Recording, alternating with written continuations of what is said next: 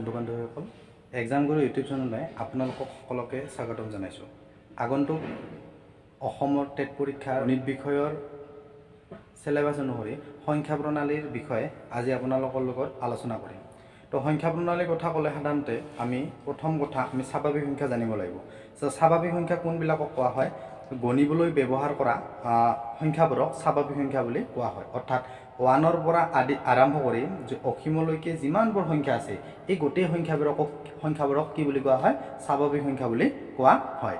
অৰ্থাৎ স্বাভাৱিক সংখ্যাৰ ষ্টাৰ্টিং পইণ্টটো হৈছে 1ৰ পৰা অসীমলৈকে বিস্তাৰিত হৈ থাকে। তো স্বাভাৱিক সংখ্যাৰ পৰা আহিব পৰা প্ৰশ্নসমূহ হৈছে যে আটাইতকৈ সৰু স্বাভাৱিক সংখ্যাটো কি? উত্তৰটো হ'ব 1। আৰু আটাইতকৈ ডাঙৰ স্বাভাৱিক সংখ্যা নাই। নেক্সট স্বাভাৱিক সংখ্যাৰ পিছত আহিব পাৰে কি? পূৰ্ণ সংখ্যা। এতিয়া পূৰ্ণ সংখ্যানো কি? তো পূৰ্ণ সংখ্যাটো হৈছে 0ৰ পৰা আৰম্ভ কৰি অসীমলৈকে যিমানবোৰ সংখ্যা আছে এই গোটেইবিলাক সংখ্যাক কি বুলি কোৱা হয়? পূৰ্ণ সংখ্যা বুলি কোৱা হয়। অৰ্থাৎ পূৰ্ণ সংখ্যাত কি থাকিব? 0 থাকিব আৰু লগতে কি থাকিব? স্বাভাৱিক সংখ্যাবিলাক থাকিব। তো ইয়াৰ পৰা আহিবলগীয়া প্ৰশ্নটো হৈছে আটাইতকৈ সৰু পূৰ্ণ সংখ্যাটো কি? তো আটাইতকৈ সৰু পূৰ্ণ সংখ্যাটো হৈছে 0 আৰু আটাইতকৈ ডাঙৰ পূৰ্ণ সংখ্যা নাই। এতিয়া এই স্বাভাৱিক সংখ্যা আৰু পূৰ্ণ সংখ্যাৰ মাজত এটা প্ৰশ্ন আহিব পাৰে যে তলৰ কোনটো এটা পূৰ্ণ সংখ্যা কিন্তু স্বাভাৱিক সংখ্যা নহয়? অৰ্থাৎ ইয়াৰে আমাৰ উত্তৰটো হ'ব কি? 0 সংখ্যাটো তোমাৰ কি? পূৰ্ণ সংখ্যা হয় কিন্তু স্বাভাৱিক সংখ্যা নহয়। তো ইয়াৰ পিছত নেক্সট আহিব অখণ্ড সংখ্যা। এতিয়া অখণ্ড সংখ্যা কোনবিলাক? অখণ্ড সংখ্যা হৈছে তোমাৰ পূৰ্ণ সংখ্যাবিলাক 0ৰ পৰা আৰম্ভ কৰি অসীমলৈকে এই ধনাত্মক সংখ্যাবিলাক। আৰু ইয়াৰে বিপৰীত ঋণাত্মক সংখ্যাবিলাকক যদি আমি লওঁ তেতিয়াহ'লে ধনাত্মক আৰু ঋণাত্মক অৰ্থাৎ 0ৰ পৰা আৰম্ভ কৰি যিমানবোৰ ধনাত্মক সংখ্যা আছে আকৌ এই সংখ্যাবিলাকৰ ঋণাত্মকবিলাক অৰ্থাৎ 0ৰ পৰা 0, -1, -2, -3 এই গোটেইবিলাক সংখ্যাকো কি বুলি কোৱা হয়? অখণ্ড সংখ্যা বুলি কোৱা হয়। অৰ্থাৎ আমি 0ৰ পৰা সোঁফাল আৰু বাওঁফাল হিচাপত ল'ব পাৰোঁ, য'ত নেকি 0ৰ সোঁফালে থাকিব তোমাৰ ধনাত্মক সংখ্যাবিলাক আৰু 0ৰ বাওঁফালে থাকিব তোমাৰ কি? ঋণাত্মক সংখ্যাবিলাক। তো এইখিনি আছিল আমাৰ সংখ্যাৰ ধাৰণা। ইয়াতে তোমাৰ এতিয়া এই সংখ্যাবিলাকৰ বিভিন্ন ধৰ্ম অনুযায়ী কিছুমান ভাগত ভাগ কৰিছে। যেনে ধৰা যুগ্ম সংখ্যা। এতিয়া যুগ্ম সংখ্যা কোনবিলাকক কোৱা হয়? অৰ্থাৎ যিবোৰ সংখ্যাক তোমাৰ 2ৰে কি বিভাজ্য যায় বা আমি 2কে ভাগ কৰিব পাৰোঁ বা আমি ওলোটাকে ক'ব পাৰোঁ যে আমি জোৰ হিচাপত প্ৰকাশ কৰিব পাৰোঁ, সেইবিলাক সংখ্যাক কি বুলি কোৱা হয়? যুগ্ম সংখ্যা বুলি কোৱা হয়। এতিয়া যুগ্ম সংখ্যা বুলি ক'লে আমি সাধাৰণতে কোনবিলাক সংখ্যা বুজিম? 2, 4, 6, 8, 10 অৰ্থাৎ যিবিলাক সংখ্যাক 2ৰে হৰণ যায় সেইবিলাক সংখ্যাই হৈছে কি? যুগ্ম সংখ্যা। অৰ্থাৎ আমি ইয়াৰ পৰা আমি প্ৰশ্ন পাব পাৰোঁ যে কি? আটাইতকৈ সৰু যুগ্ম সংখ্যাটো হৈছে কি? 2। তো এতিয়া আহিল অযুগ্ম সংখ্যা। অযুগ্ম সংখ্যা হ'ব কি? যুগ্মৰ বিপৰীত। এতিয়া অযুগ্ম সংখ্যা কোনবিলাক? যিবিলাক সংখ্যাক আমাক 2ৰে হৰণ নাযায় অৰ্থাৎ 3, 1 আছে, 3 আছে, 5, 7, 9 তো এইবিলাক সংখ্যাক কি বুলি কোৱা হয়? অযুগ্ম সংখ্যা বুলি কোৱা হয়। আটাইতকৈ সৰু অযুগ্ম সংখ্যাটো হৈছে কি? 1। তো এতিয়া আহোঁ আমি অলপ বেলেগ ধৰণৰ আকৌ এতিয়া আহিল আমাৰ কি? মৌলিক সংখ্যা। এতিয়া মৌলিক সংখ্যা কোনবিলাকক কোৱা হয়?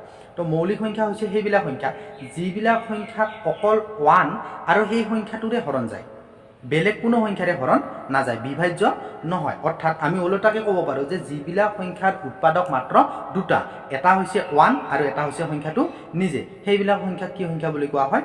মৌলিক সংখ্যা বুলি কোৱা হয়। তো এতিয়া আমি যদি উদাহৰণ হিচাপে ল'ব যাওঁ তেতিয়াহ'লে আমি চাম 2 সংখ্যাটোক অকল 1ৰে হৰণ যায় আৰু সি নিজে 2ৰে হৰণ যায়। যেনে ধৰা 3 তোমাৰ 1ৰে হৰণ যায়, 3ৰে হৰণ যায়। যেনে ধৰা 5ক 1ৰে হৰণ যায় তোমাৰ 5ৰে হৰণ যায়। 17ক 1ৰে হৰণ যায় তোমাৰ আকৌ 17ৰে হৰণ যায়, বেলেগ কোনো সংখ্যাৰে হৰণ নাযায়। তো এনেবোৰ সংখ্যাক কি সংখ্যা বুলি কোৱা হয়? মৌলিক সংখ্যা বুলি কোৱা হয়। এতিয়া মৌলিক সংখ্যা আৰু যুগ্ম সংখ্যা, মৌলিক সংখ্যা আৰু যুগ্ম সংখ্যাৰ পৰা আমি এটা কমন প্ৰশ্ন পাব পাৰোঁ, মৌলিক অথচ যুগ্ম সংখ্যাটো কোনটো? প্ৰশ্নটো হৈছে মৌলিক অথচ যুগ্ম সংখ্যাটো কোনটো? অৰ্থাৎ এটা সংখ্যা আছে যিটো সংখ্যা তোমাৰ মৌলিক আৰু লগতে সি কি? যুগ্ম। তো সেই সংখ্যাটো হৈছে 2। তো এতিয়া আহোঁ আমি কি? নেক্সট প্ৰশ্ন যৌগিক সংখ্যা। যৌগিক সংখ্যা কোনবিলাক সংখ্যা? যিবিলাক সংখ্যাক তোমাৰ 2টাতকৈ বেছি উৎপাদক থাকে সেইবিলাক সংখ্যাক তোমাৰ কি সংখ্যা?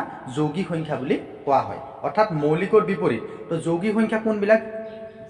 যৌগিক সংখ্যা হ'ব তোমাৰ 4, যেনে তোমাৰ 4ৰ উৎপাদক কি আছে 1 আছে 1এৰে তোমাৰ হৰণ যায় 2ৰে হৰণ যায় আকৌ তোমাৰ 4ৰে হৰণ যায় অৰ্থাৎ তিনিটা উৎপাদক আছে দুটাতকৈ বেছি উৎপাদক আছে ঠিক তেনেদৰে 6 8 10 12 এই গোটেইবিলাক সংখ্যা কি সংখ্যা বুলি কোৱা হয় যৌগিক সংখ্যা বুলি কোৱা হয় মনত ৰাখিব যুগ্ম আৰু যৌগিক দুটা বেলেগ ধৰণৰ বস্তু যুগ্ম হৈছে তোমাৰ যিবিলাক সংখ্যা 2ৰে বিভাজ্য সেইবিলাক হৈছে তোমাৰ যুগ্ম আৰু যৌগিক সংখ্যা কোনবিলাক যিবিলাক সংখ্যা দুটাতকৈ কি বেছি উৎপাদক থাকে বা দুটাতকৈ বেছি সংখ্যাৰে তোমাৰ কি ভাগ যায় হৰণ যায় বিভাজ্য হয় সেইবিলাক সংখ্যা কি সংখ্যা বুলি কোৱা হয় যৌগিক সংখ্যা বুলি কোৱা হয়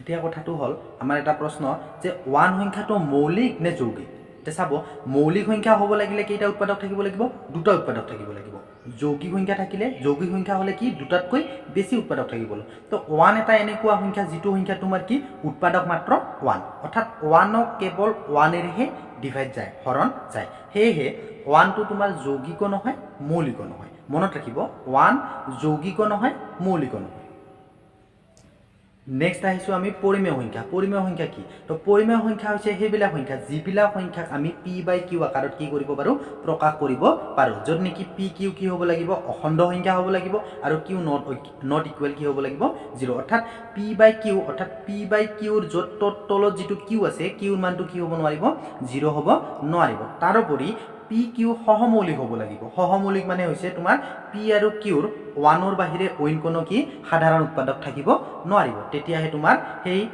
সংখ্যাটো কি সংখ্যা বুলি কোৱা হ'ব পৰিমেয় সংখ্যা বুলি কোৱা হ'ব তো এতিয়া পৰিমেয় সংখ্যাৰ বিপৰীত হৈছে অপৰিমেয় সংখ্যা কাক বোলে অপৰিমেয় সংখ্যা হৈছে সেইবিলাক সংখ্যা যিবিলাক সংখ্যাক p/q আকাৰত প্ৰকাশ কৰিব নোৱাৰে অৰ্থাৎ দশমিকৰ পিছত ক্ৰমান্বয়ে এটাৰ পিছত এটা বেলেগ বেলেগ অৰ্থাৎ সম্পূৰ্ণৰূপে বিভাজ্য নহয় সেইবিলাক সংখ্যা কি সংখ্যা বুলি কোৱা হয় অপৰিমেয় সংখ্যা বুলি কোৱা হয়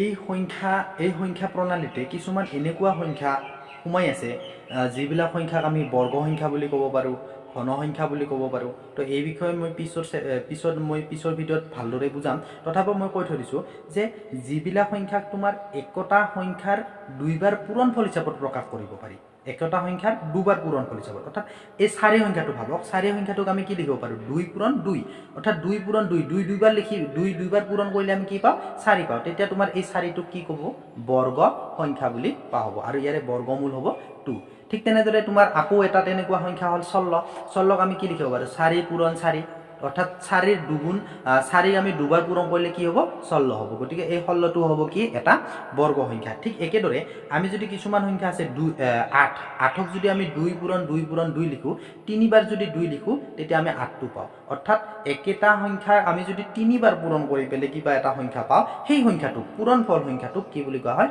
ঘন সংখ্যা বুলি কোৱা হয় তো ইয়াৰ পৰা মই এইখিনি কথা এই কাৰণে ক'লো যে কাৰণ ইয়াতে এনেকুৱা ধৰণৰ প্ৰশ্ন আহিব পাৰে যে আটাইতকৈ সৰু বৰ্গ সংখ্যাটো কি আটাইতকৈ সৰু বৰ্গ সংখ্যাটো হৈছে 1 মনত ৰাখিব আটাইতকৈ সৰু বৰ্গ সংখ্যাটো হৈছে 1 সকলোতকৈ সৰু বৰ্গ সংখ্যাটো হৈছে 1 কাৰণ 1ক 1 * 1 বুলি লিখিব পাৰো তো এই প্ৰশ্নটোকে প্ৰশ্নৰ প্যাটাৰ্নটো তোমাক চেঞ্জ কৰি দিব পাৰে কেনেকৈ দিব পাৰে যে আটাইতকৈ সৰু বৰ্গ স্বাভাৱিক সংখ্যাটো কি তো তেতিয়াও 1 হ'ব আটাইতকৈ সৰু স্বাভাৱিক সংখ্যা স্বাভাৱিক বৰ্গ সংখ্যা এটো তোমাৰ কি হ'ব 1 হ'ব